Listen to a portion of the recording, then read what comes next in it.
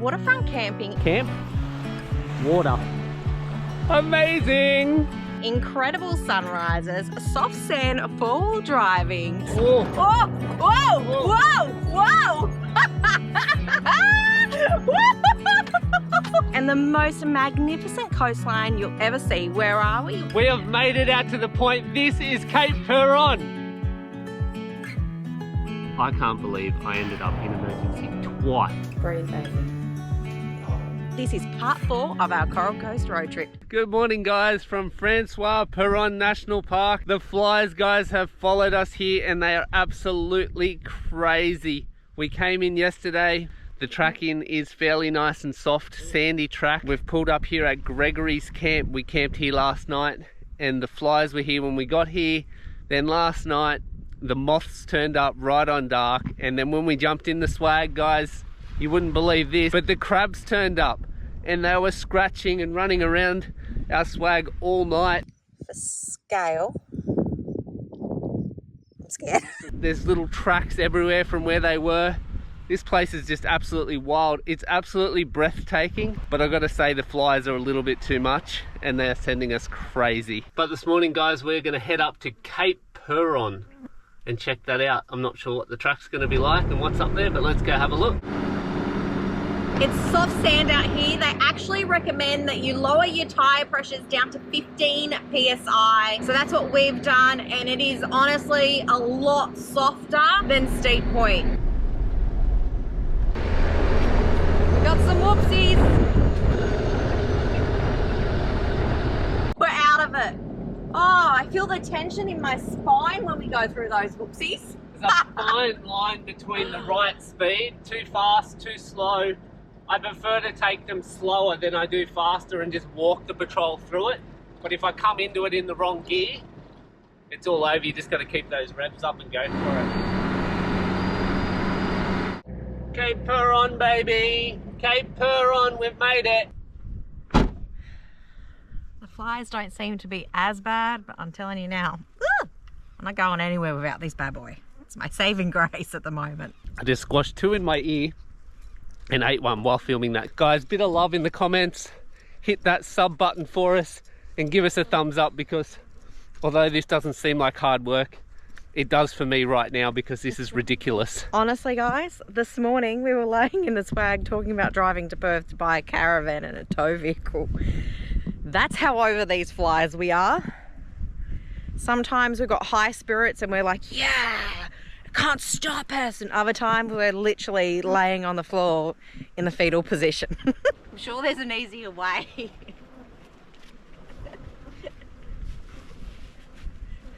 Just commit to the slide.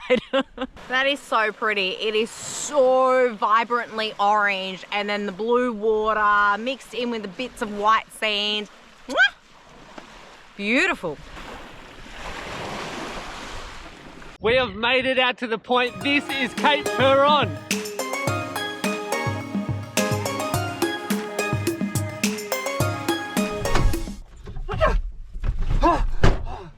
Did I do it? Oh, I've done about 50 in. Well, guys, we're going to head up to Skipjack Point now and check that out.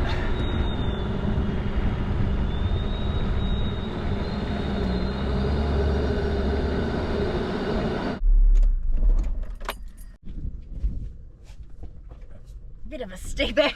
The door's closing on me. Well, guys, we've made it to Skipjack Point, which is basically a lookout looking back toward Cape Peron, and it's also the home of Cape Peron Lighthouse. We have made it to the lookout, guys, and it is blowing a breeze, and that means no flies. This isn't the lookout yet. Oh. This is just a spectacular outlook. Wow, this is spectacular, so spectacular. I thought this was the lookout. But I've just stopped randomly. But there's no flies because the wind's up. I love it. Fun fact for you guys. This is called Skipjack Point because locally trevally are known up here as skipjacks, and they reckon there is so many in the water that they've called it Skipjack Point because they're just everywhere. This bay is insanely beautiful, and you can see back around to Cape Peron. It is so pretty. I just love those insanely red cliff lines, the colour of the water. Ah, Still worthwhile, even with the flies. How insane is the colour of this sand? Oh, she's soft.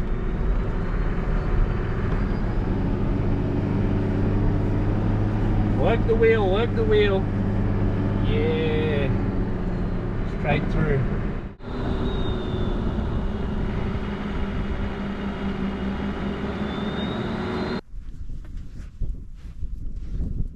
We have made it across to Bottle Bay. This is such a protected little bay here. There's a boat ramp straight off the beach. We've got a couple of sailboats which have anchored up in the bay here. Absolutely spectacular. We're going to head south down the main track and then see if we can find a spot that we can camp tonight that maybe doesn't have too many flies. We have a nice swimming hole. Now on the way back down, we know where there's two sections that are quite rough and soft. And once we get past that on the main track, it's a lot more smoother sailing after that. This is the soft bumpy section that we drove through this morning. And you can just see that it's just so much lighter, the sand. Oh, even compared to the mound ups on the side. And that's your indication that you're about to hit some softer sand, I think. Just walking through it. 15 k's an hour. Do you feel like we're bogging down at all? No, I'm just sitting in high range first gear and we're just kind of wallowing through these, I don't know, whoopsies. It's just impossible to get any speed because the car, I don't know if it's because we're leaf sprung, we're just bouncing. Oh, here we go. So it's just Bouncing. I'm just really just idling through it, just keeping the revs up, and yeah, it seems fine. I don't feel like we're going to get stuck at all. Straight ahead. This is where we were last night. That's the turn off. That means we've got the two cracking spots to come. Hey! Here it is. Woo! Oh, so bad with the whoopsies. Oh, we just did a gear change. I don't like to do that. No, you're gonna get bogged. It's normally when you do a gear change. And you also ride the clutch a little bit too much in soft sand, changing gears. That's why I don't like to. Just pick a gear and stay in it. All right, we did it. That's the first bit done. There's a lot worse to come. This is ridiculously soft here, guys. I'm kind of got my foot jammed against the side of the car, just trying to hold a particular rev range, about 2,000 RPM through here in the soft stuff. And I'm basically, the car is just going itself. I've got the back sliding out everywhere. There's not much. You just kind of hang on for the ride and just do the best you can. That's really all that you can do. This is a gnarly section of track. I'm pretty sure on the way through, we hit this at 40 k's an hour. Honestly, it doesn't feel much different than 15. No, it doesn't.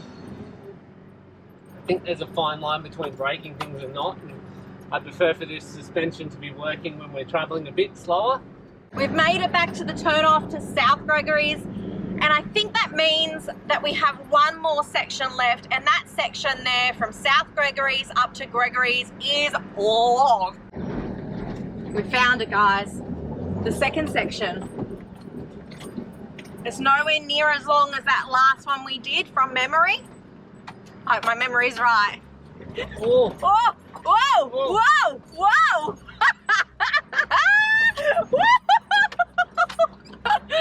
Oh, how did that feel, babe? I thought we were done for there. Did you think we were going to get bogged? Yeah, just a bit of lapse in concentration on my behalf there. That's my bad. I think I was trying to get a fly out of the corner of my eye at the same time.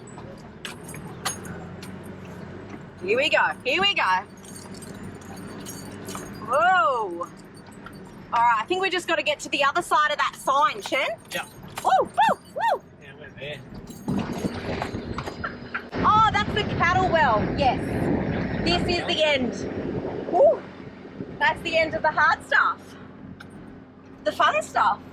The fun stuff, the soft stuff. Oh, no. No, it's still going. Still going. I lied. We got another 500 meters. Okay, no, that wasn't too bad. Okay. We got this. There's the end. Right there. Come out on the clay pans. And that's the end. smooth clay. When you're heading north, this is where all of the fun starts. You pass through the lake section, the clay section, and then you hit the soft sand track that we just did. There is still more soft sand on the other side of this lake, but I don't think it's anywhere near as bad as this stuff. That's it, guys. We made it through the most challenging section. We don't know what the side tracks are like. We've still got 2 more side tracks, so anything could still happen. Soft sand tracks ahead. Think we might have some more soft sand in our future.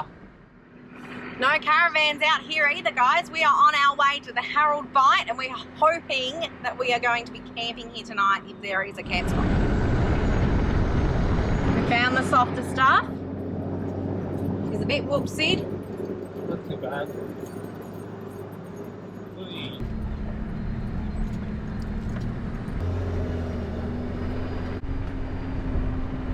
But guys, we have made it to Harold Bight. We have picked the campsite right on the water. It's literally 10 steps from the water. And Nay's already spotted the stingray. Absolutely epic spot. Oh, it's a turtle, guys. It's a turtle. She spotted a turtle already. I can't wait to jump in the water here.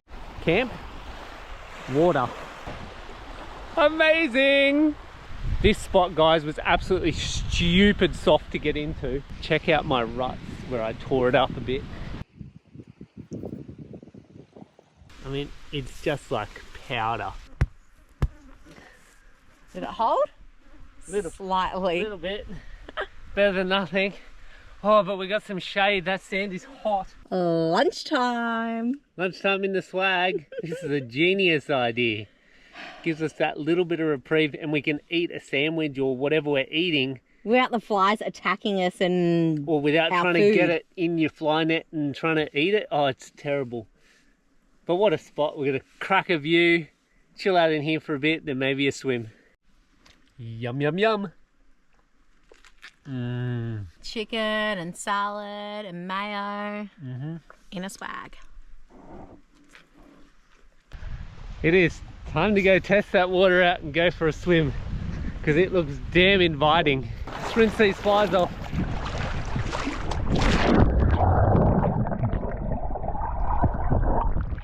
Oh, beautiful.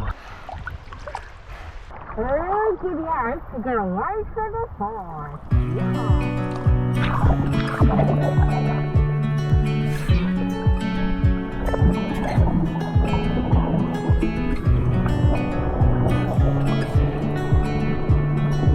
This is an incredibly beautiful beachfront campground.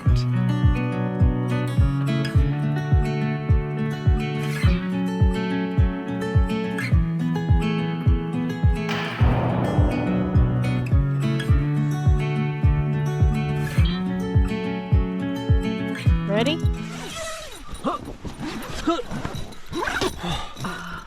It's like a racing car pit crew.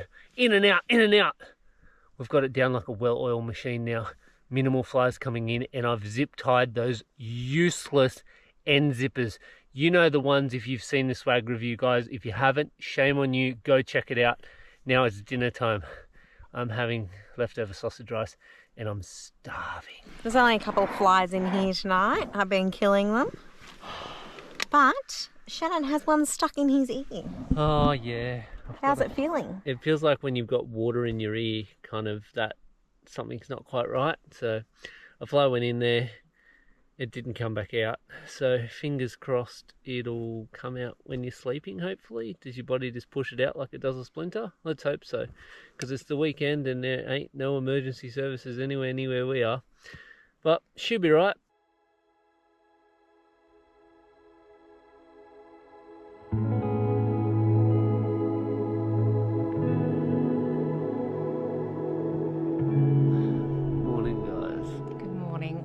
Sunrise, that was so spectacular. Oh, it was amazing. It was so worth getting up for, even with the flies. As you can see, the flies are out and I'm not taking my fly net off today. I don't think Shannon should either. He's still got the fly in the ear. Yeah, my head's pretty sore this morning and my ear's pretty sore. I was hoping it was going to come out in my sleep and it didn't, but it's not going to kill me. Well, actually, I'm concerned that it could affect your coordination and balance, and you could end up with a middle ear infection. Maybe. So what I would like to do, we haven't discussed this at all, but this is what we're doing, is we're going to pack up camp and I'm going to drive until, yes, I'm going to drive until we get service. And then I'm going to check and see when the local medical centre opens, and then we're going to go from there. Yeah. I think it's just the smart thing. You have to look after yourself. I think we should have coffee before we make any rash decisions. I'm fine to drive. I can stand up fine. I'm all good. I just need a cup of coffee. Well, what if you drive us out of the soft stuff and then I'll drive us the rest of the way? What about I just have a coffee and we'll see how I feel? That's a good plan. Start the day with a coffee and a spectacular sunrise.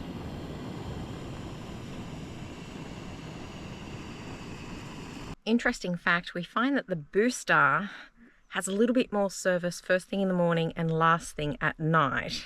So I was able to just find out that there is no medical centre anymore in Denham. The one at Carnarvon doesn't open until Monday morning, and there's a chemist in at Denham. So I think we'll go get some advice from the local chemist. They're not open tomorrow. Today's Saturday. So I think we'll definitely be popping in there today. For Shannon to say that he doesn't feel very well is a pretty big deal. Gonna go rob a bank on our way. That would help our financial position. Wouldn't it? And I could get a massive caravan and get no flies near me ever. Got my coffee, I put my buff on. I don't want anything in my ears. They keep going in my ears and it's really hard to drink coffee from under a fly net. So this is helping dramatically. And I'm actually feeling a bit better with the old brown medicine.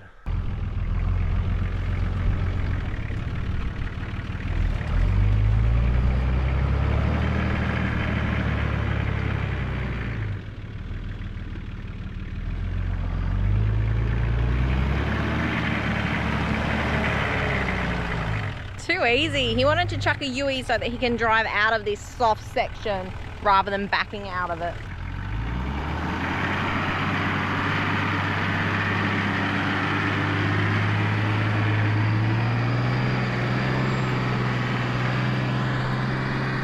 Now the problem is he might not want to stop. He's still going. Keep going, keep going, keep going. And that's how you don't get bombed whilst filming outside.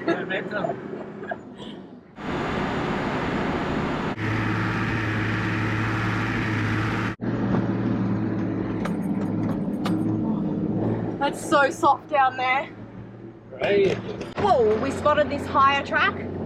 Oh, I think I can take that off. Here we go, walk it out, babe, because this is really whoopsie. Alright, that's the hardest section done. And we know the main track from this junction out is fine. Soft sand, but nothing as soft as this, so we should be fine. Now, do you want me to drive? No, I'm happy to drive. I'm feeling pretty good. I just have a flying wing, you know. His eyes don't look very good. Really? Yeah, you look a little sick in the eyes. I haven't driven yet this series for my own health reasons. When we first left, I couldn't even get in the car without falling asleep. Like, I'd sit down in this seat and I'd just pass out. So I'm feeling pretty good these days. I did think that I'd start driving on bitumen, not Not sand, but we'll just see.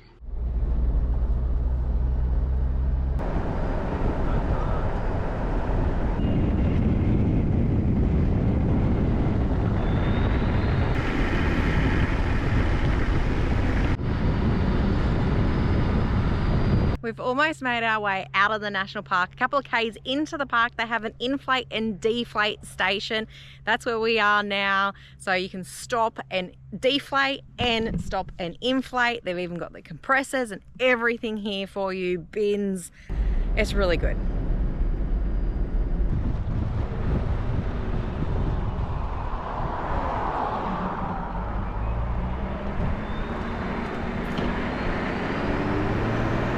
We have made it back to town safely. It's just gone past 9, so the chemist has just opened. I'm really curious to see what they're going to suggest we do. Because there's no medical centres open until Monday. And then if we need a hospital to see someone sooner, we need to drive down to Geraldton or up to Exmouth. So, time will tell. Which is like 7 hours north and 4.5, 5 hours south.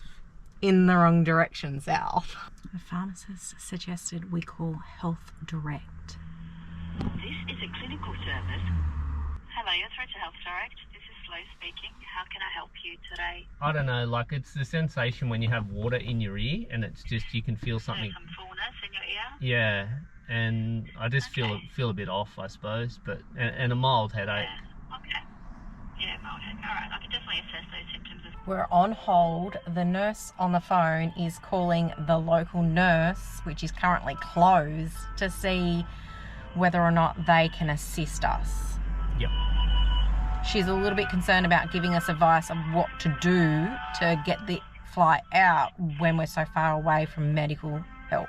Wow, what a service. So the medical centre in town is closed, but you can, under an emergency, go through Health Direct, then they get on to the nurse and then book an appointment with the nurse that way. I mean, I just spoke to the nurse in town. She's at home at the minute. She's going to come down, open the clinic up and have a look in my ear, which is just amazing.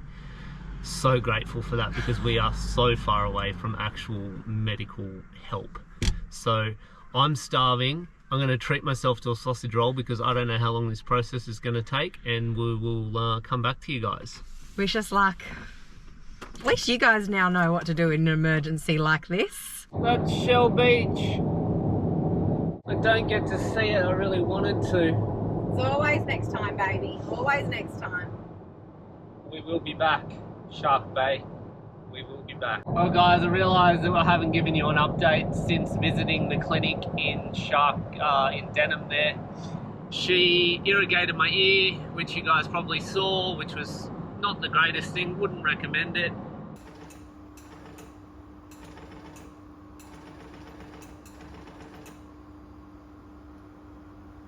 She could see the fly right down the bottom. She moved it, then she lost it. Now she thinks that I possibly have an ear infection as well. So she has recommended that we drive the 3.5 hours. Nope, 4 hours and 15 minutes, baby. Sorry guys, the 4 hours and 15 minutes all the way back to Geraldton and go to emergency at the hospital. So that's what we're doing right now, which sucks, but Health first. Health first. Health first. Deal with this problem, this health, and then we know that we're good to go into the yonder. Yeah. Oh, and Nate is driving. I'm not allowed to drive. I will be driving later, but the boss is in the driver's seat. Let's just say it's been so long since I've driven that it was a little bit bumpy to start with. I can't believe I ended up in emergency twice because of a fly. Well guys, it's been 12 days since I had the fly stuck in my ear and went to emergency. It got a little bit chaotic there, so let me fill you in on what happened. So we got down to Geraldton to the emergency department. I had to wait 2 hours. I got in to see a doctor where he had a look in my ear and he stuck the biggest pair of pliers that you have ever seen in your life. Tweezer looking things. Oh, they were pliers, guys, like needle nose pliers, down my ear. So hang on. He confirmed that it was not infected. He confirmed that there was serious injury and trauma to the ear because of the fly, and had to remove not only said fly but other parts of the wall of the ear that had come loose because of the damage from the fly. The fly banging around in my ear had knocked all this membrane off the inside of my ear. That was probably the most painful part, him removing the membrane out of my ear. Then they gave us drops and sent us on our way, which we started to do, and then I started looking inside his ear, and guys, let me just tell you, it did not look good. It didn't feel right either. Like, it still felt like I had something in my ear. So we went back. And every time I looked into it, it just looked like it was getting worse. Yeah, and it was feeling worse. Yeah, so we went back again on the Monday. So originally the Saturday, then we went back on the Monday, waited another 2 hours. Yeah, saw a different doctor. He had a look in there. He confirmed that there was a lot of trauma in my ear. He couldn't see anything that looked infected, but there was a lot of blood in there and stuff like that. And luckily in the waiting room, I actually saw one of the doctors that I saw on the Saturday. So I requested for him to come and look at my ear to compare, so that he could compare the two, whether it looked worse or not.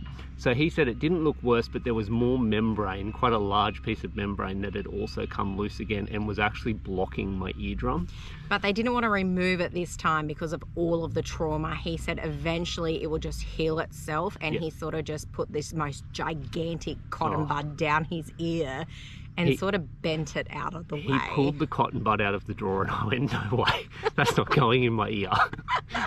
But he flicked it out of the way and it felt basically instantly a lot better. So after that we continued the drops and slowly you just started to feel a bit better. Yeah, I started to feel a bit better. It took a while though. Yeah, I mean 12 days on, it's still a little bit here and there, especially if I go for a swim, so I'm not dunking my head for long periods.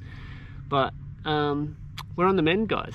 We are on the mend, but because of all of this trauma with the flies, we decided to go south down to Perth. We did. And upgrade the swag. We totally just test drove a knocker. That was pretty awesome. And that is next week's video. So make sure you hit subscribe so you don't miss it and see what we end up with. We'll see you guys there. Thanks for watching. See you guys. Bye.